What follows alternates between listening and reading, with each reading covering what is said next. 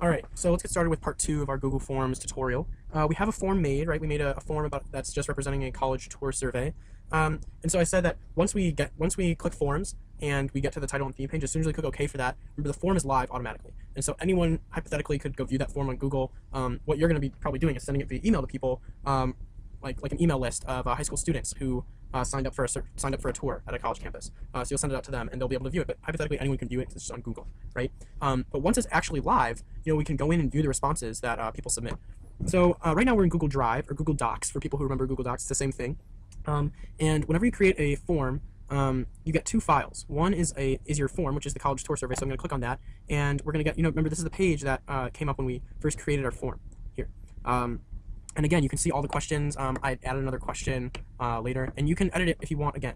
I could go in and edit the title if I wanted to. I'm not going to do that. We're going to go back here. The more important form right now is the second form that we get, which has the name of our form, which is college tour survey, and then in parentheses you'll see responses. Whenever you create a form, it'll always be in that same format, where it'll have the same first part will be the same name as your form, and then you'll see in parentheses responses. We click on it, it opens, and you can see we get a Google Sheets page, right?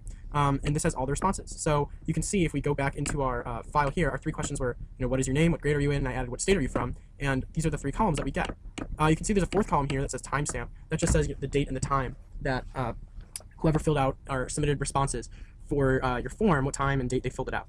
So once we go in here, it actually just is Google Forms, so you can do whatever you want, right? I can go in and I can select these things here, and if I go to data and I go sort sheet by, I should be able to. Oh no, sorry. So what you do, so whatever column you're in, let's say, so what we're gonna do is organize it alphabetically by name, but let's say you want to organize it by state. Right? So then you can look at the different responses per state, or how many students in general just took this tour from your state. So you hover over this little drop down arrow here, you click a little drop down arrow, and you say, sort this column D from A to Z, so alphabetically. And you can see it orders all of our states, alphabetically from A to Z. Likewise, you could do it the other way if you wanted to, but sorting alphabetically helps us see, how many Nevadas we have, how many Ohios we have, things like that.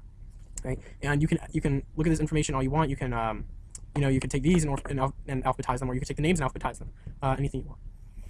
But so let's go back here. Some interesting things you can do. Let's say you want to stop taking in responses, like you're done taking responses, right? So we see that this little button here says accepting responses. When it says accepting responses, like it says, accepting responses. As soon as I click on it, you can see it changes, not accepting responses. And you can see that, let's say this little tab right here, I say I'm viewing the live form. So now this is what people will see. If I open it, it says the form is no longer accepting responses. It's past the deadline, or whatever you type in, right?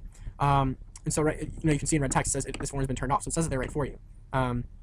And you can go back in, you can change questions like I said. All you have to do is go in and click on a question just like that, and you can change anything about it. You can change the responses, you can take away responses by, you just click this little X right here. See if I hover over it, you get a little dark circle. And then once you're done, you're just done. That's it. And so that's it. So those are the two main forms you get when you're in Google Drive. You get you get your survey, you get the responses. Click on survey, you get your survey. Again, I'm going to say, I want to accept responses now. And then you get your data from actual submission. And it goes right there automatically as soon as you submit your form, or as soon as someone submits your form, right? And so that's it. That's the the behind the scenes of Google Forms. So once a form is submitted, once you create your form. So I hope this tutorial was helpful, and good luck making your Google Forms.